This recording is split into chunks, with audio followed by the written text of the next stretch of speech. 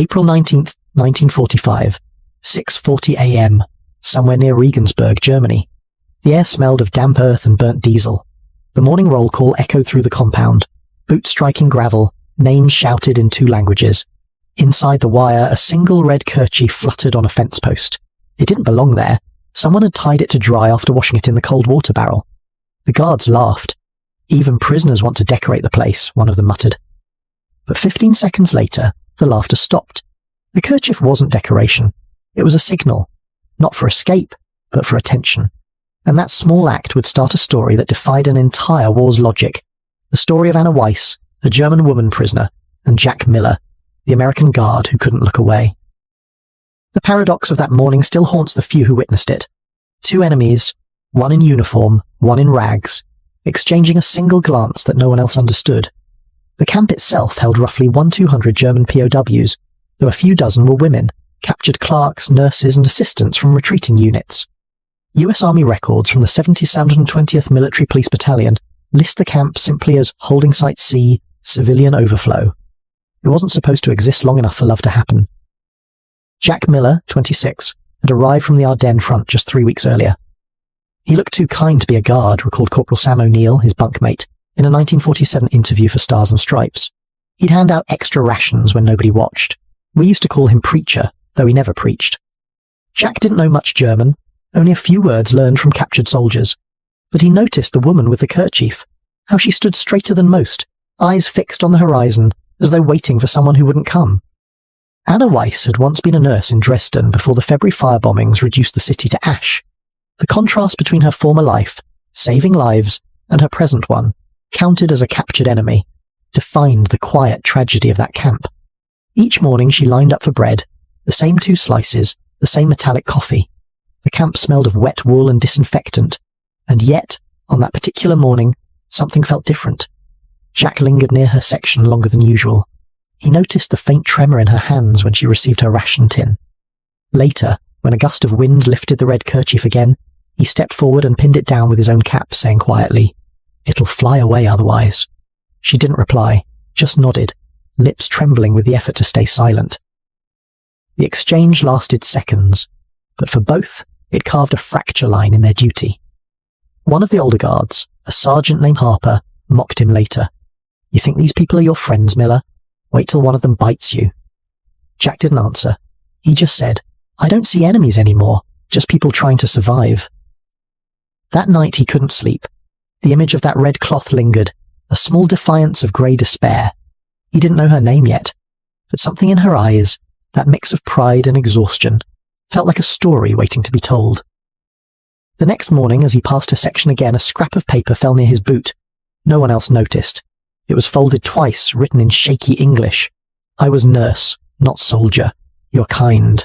Danke." It was the first message, the first of many, but this was only the beginning. Before she became prisoner number F-47, Anna Weiss was a nurse at St. Joseph's Hospital in Dresden, a city once called the Florence on the Elbe. She'd studied medicine to heal, not to serve war. But by 1943, every German hospital had been absorbed into the Reich's military system. The paradox was cruel. The more she saved, the more soldiers returned to the front. When the bombs fell in February 1945, Dresden burned at 500 Gramm. The asphalt melted. The oxygen vanished. Anna dug through smoking ruins for survivors, her apron scorched, her hands shaking from heat and shock. "The sky looked like blood made of glass," she would later write in a 1951 letter to a Red Cross archivist. That night, she lost her mother and younger sister.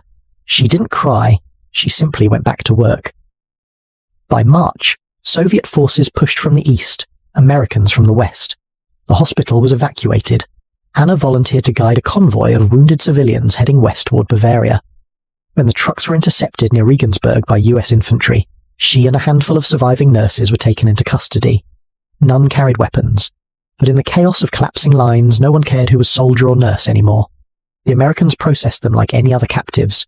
Fingerprints, identification, search. Anna recalled the cold touch of the metal tag as they fastened it to her wrist. POW, Female Civilian Auxiliary. The term itself was an invention. There were no formal protocols for women prisoners. They were placed in a segregated section behind the men's barracks, watched day and night. Some of the guards were polite, some were not. wrote Private Harold Bishop in a later diary found by his grandson. Most just ignored them, but one fellow, Jack Miller, seemed different, talked less, watched more. Each morning began with a rattle of tin cups and the smell of burnt barley coffee. The women washed in cold water drawn from a cracked pump. There was no soap left by April. They cleaned their hair with ash and salt. The routines stripped away names, replaced them with numbers, until individuality became rebellion. Anna's defiance was her poise, a straight back, clean posture, and eyes that met whoever addressed her. Jack noticed that quiet resilience. It contrasted the hopelessness around him. The paradox struck him hard.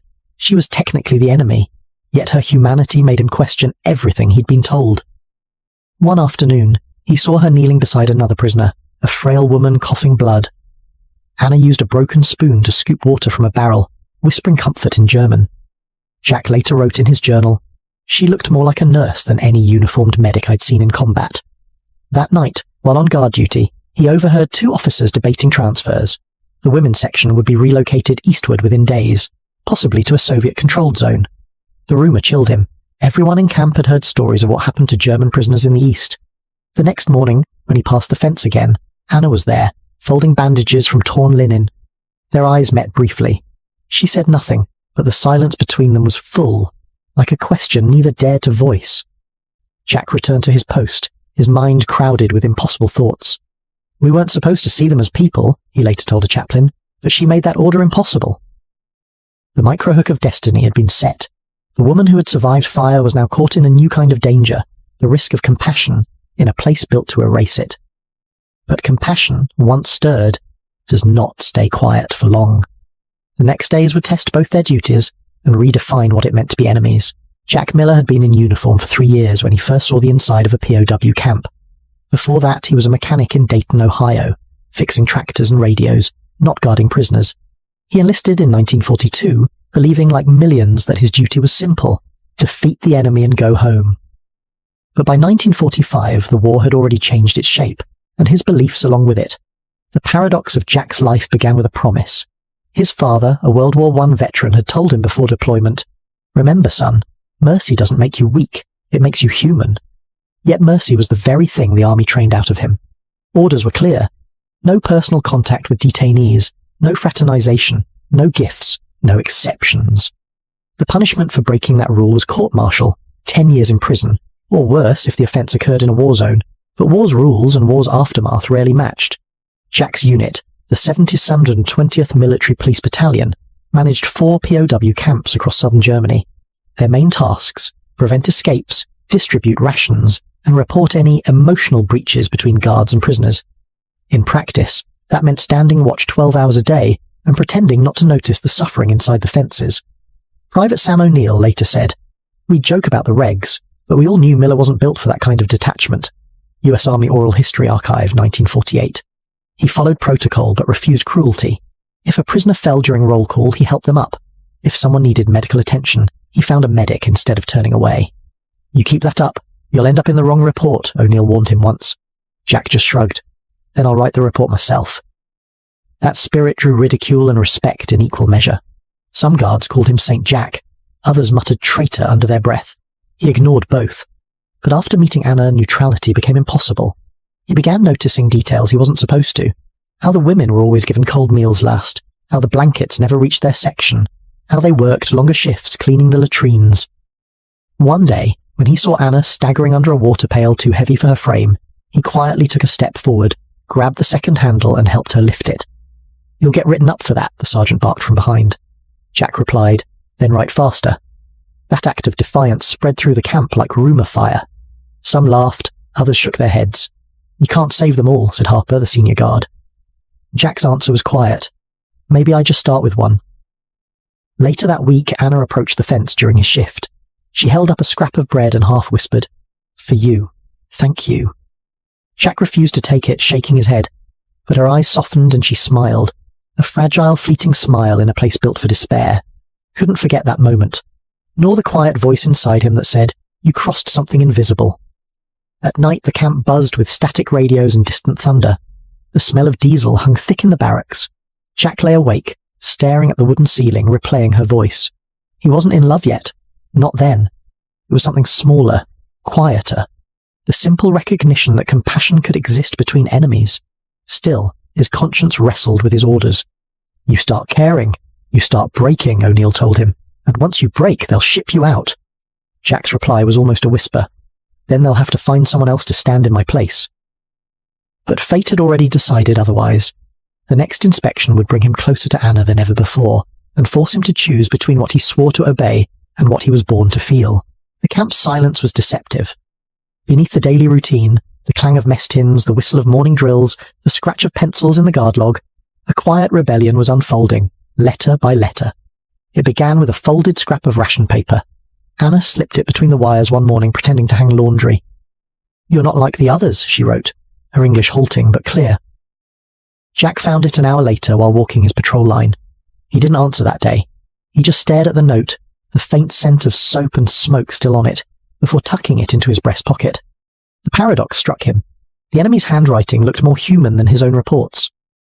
A week later he replied, a single word penciled on a torn corner of his notebook. Safe.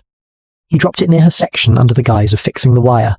That single word started a dialogue carried by silence and risk. They exchanged small truths about rain, about hunger, about missing home. Anna told him her favourite season was autumn because it makes endings beautiful.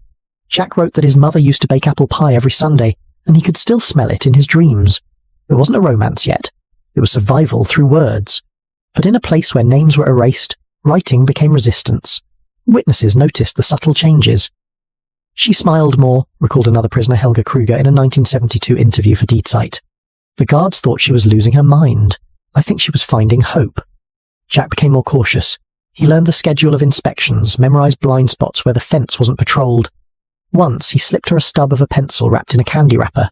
Right when it's quiet, he said softly, avoiding her eyes. The procedural detail mattered. Each letter had to fit on half a palm-sized scrap, folded twice, hidden in the hem of a blanket or under a tin plate. Any discovery meant solitary confinement for her and demotion for him. But they kept writing. The sound of pencils became their heartbeat. One night, rain drummed on the barracks roof. Jack opened his locker and found another note. This one carried by a messenger boy assigned to laundry duty. It read, "You guard the fence, I guard my heart, but both are not safe anymore." That was when he knew. Whatever this was, it had gone beyond kindness. A week later, Anna asked him a question that froze him. "When war ends, will people like me still be your enemy?" He hesitated. "If it ends, I'll tell you then." She smiled. "Then I will wait." Outside the wire, rumours swirled of Germany's surrender. The men in the barracks debated how long the war would last. Some said days, some said weeks. But for Jack and Anna, time had already changed. Each second together felt stolen from history. Their world had shrunk to a fence, and yet within that narrow boundary, something enormous had begun to grow. But peace would not bring safety. It would bring decisions, and dangers far greater than either imagined. The next transfer order was already on its way from headquarters, sealed in a brown envelope marked Reassignment Civilian Female Detainees. What came next would force Jack to confront the very system he served, and risk everything for a woman history said he shouldn't love. May 7th, 1945, 10:30 a.m. A radio crackled inside the camp command post. The voice of General Eisenhower's staff echoed through static. The German High Command has signed an unconditional surrender. Outside, a strange silence followed, the kind that comes when noise itself runs out of meaning. The war was officially over, but for the people inside the wire, it wasn't freedom. It was uncertainty. The paradox was cruel. Peace for the world meant fear for the prisoners. Anna stood among the others as words spread like wind through the compound. Some cheered, some wept. She didn't move. She knew what surrender meant. Transfer. Under new agreements, German civilians in Allied custody were to be repatriated, a clean word for a brutal fate. Many would be sent to the Soviet zone, accused of collaboration, and never seen again. Jack learned the details that afternoon. The transfer order listed 28 female prisoners marked for transport east within 72 hours. Anna's number, F-47, was among them. He read the paper twice, his pulse rising. The thought of her boarding a Soviet-bound truck, of her vanishing into a system known for revenge, made his throat tighten. Corporal O'Neill noticed. "You look like you've seen a ghost," he said. Jack folded the paper, slid it into his jacket. "Maybe I just lost something I never really had." That night the camp celebrated. The guards opened ration tins, passed around cigarettes, He even played a scratched record of Glenn Miller's Moonlight Serenade. But Jack couldn't join in. The air smelled of rain and kerosene. Somewhere near the women's fence he saw a flicker of movement. Anna watching the lights from afar. He walked closer, staying in the shadows. "You heard the news?" he asked quietly. She nodded. "War ends. But for us, it starts again." Jack hesitated, his voice barely a whisper. "They're moving your group east. Soon." Her face went pale. "To Russians?" He nodded. She looked down, the lamplight catching the tremor in her hands. "Then I will not come back." There are moments in history that split a man's life clean in two, before and after. For Jack, it was that sentence. Procedurally, he had options: file an appeal, report an error, request delay. But bureaucracy in wartime moved slower than mercy. He had only days, maybe hours. "Could you help me?" she asked, her voice fragile but steady. He didn't answer at first. The rain started again, soft as static. He said finally, "If I do, they'll call it treason." "Then maybe love is treason," she replied. That line would echo in his mind for the rest of his life. For the next 24 hours, Jack moved like a man caught between two worlds. He studied shift rosters, fuel records, and delivery schedules. He learned that a supply truck was scheduled to leave for a depot near Reims, France. Before dawn 2 days later, it would pass through the camp's southern gate, the least guarded one. O'Neill caught him sketching something on a scrap of paper. "You planning a field trip?" he joked. Jack smiled weakly. "Something like that." He didn't explain. He couldn't. Instead, he began collecting small things: a spare uniform jacket, an old blanket, a half-empty canteen. He even borrowed a civilian pass from a mechanic heading west. The next evening he slipped another note through the fence. "Be ready when the truck stops for water. Midnight. Trust me." Anna burned the note immediately after reading it. Her hand shook, but her decision didn't. As night fell over the camp, thunder rolled in the distance. The smell of ozone filled the air, the scent of change, of something about to break. The countdown had begun. May 9th, 1945, 12:03 a.m. Rain turned the camp road into a ribbon of mud. The headlights of the supply truck cut through mist like two pale eyes.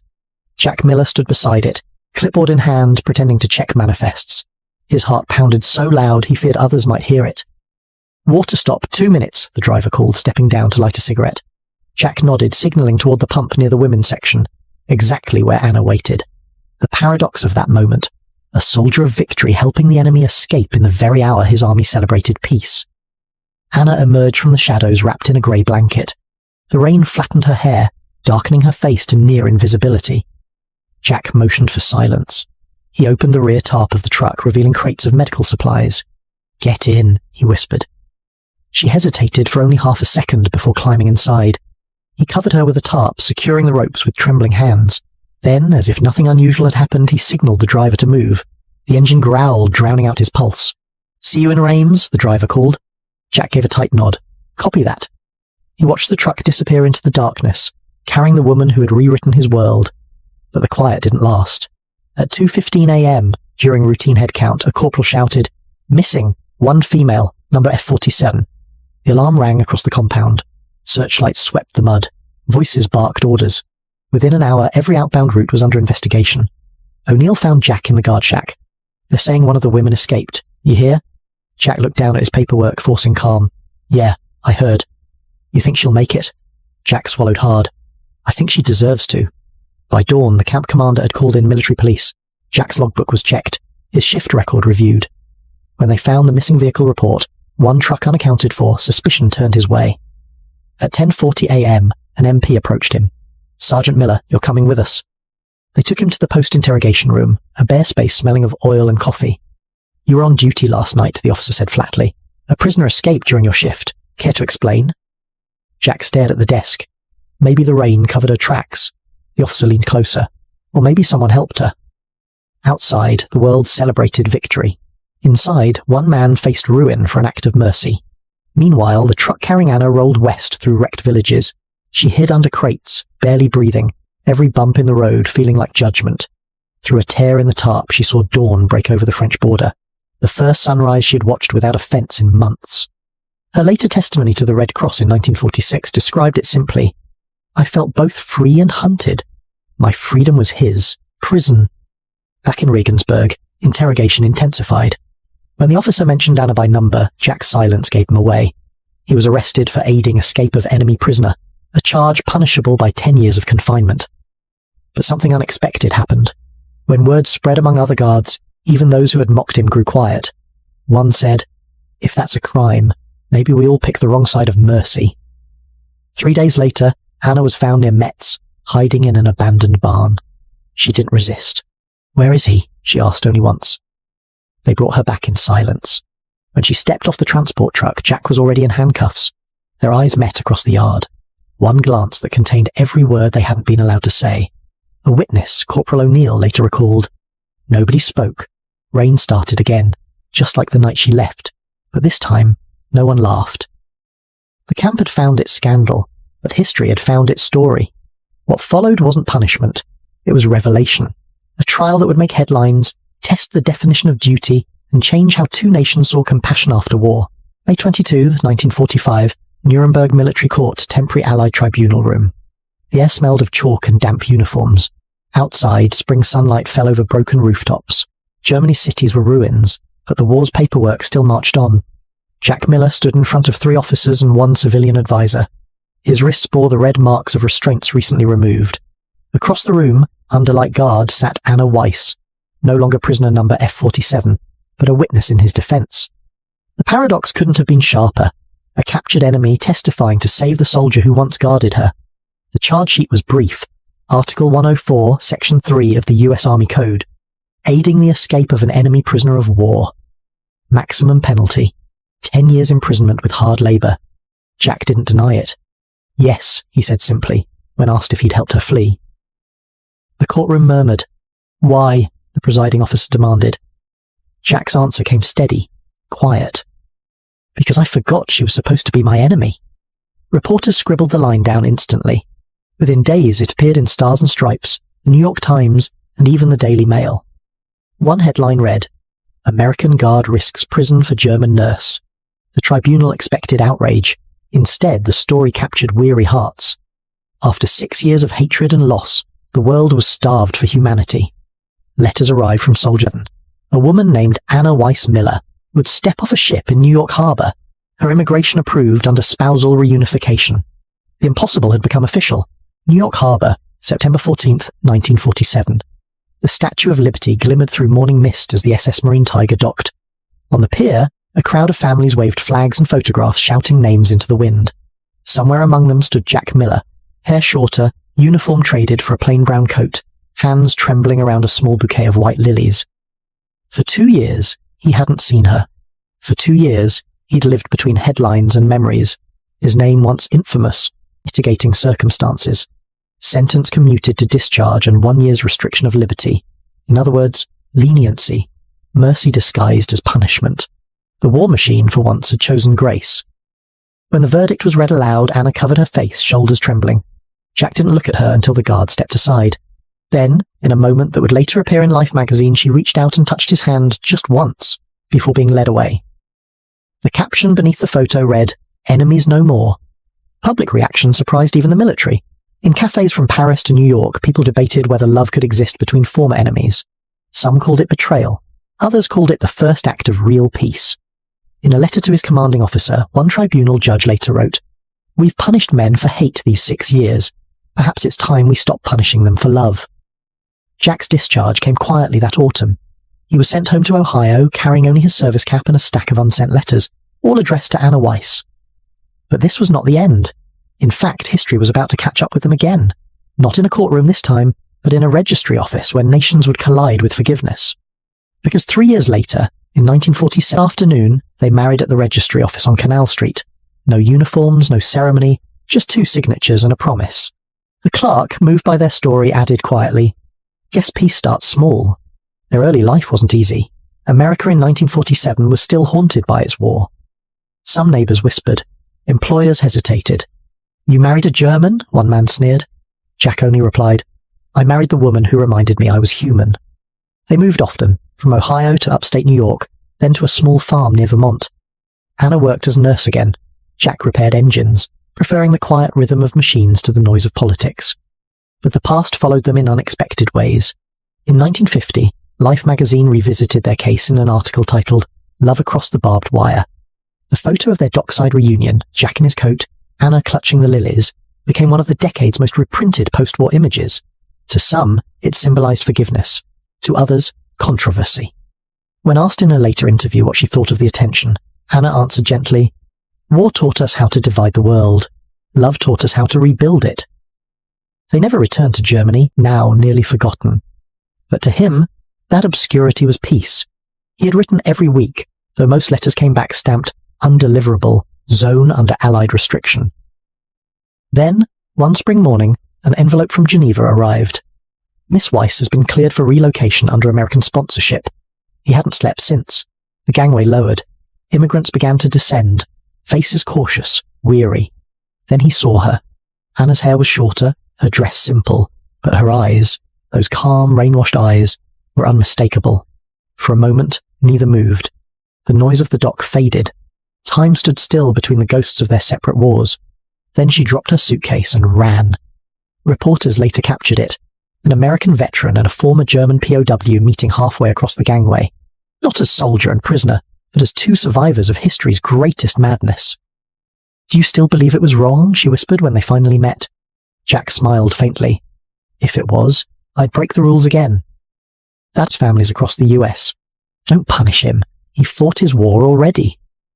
Witnesses called to testify painted a different picture than the prosecutors wanted. Corporal O'Neill told the court, "He never treated them like enemies. He treated them like people. Maybe that's what peace looks like." Another guard added, "If compassion's a crime, half this camp should be on trial." Anna's testimony lasted just 5 minutes, but silenced the room. "He saved me twice," she said softly. "Once from being sent east, once from forgetting that goodness still exists." Procedurally, her statement had no legal weight. Enemy witnesses were discouraged from influencing verdicts, yet it changed the atmosphere entirely. Even the senior officer lowered his eyes. Outside, photographers waited. The smell of flash powder mixed with rain. Every image of the two, him in uniform, her in plain grey clothes, told a story larger than rules.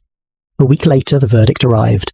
Guilty, But every May 8th, the anniversary of her capture, she lit a candle in the window.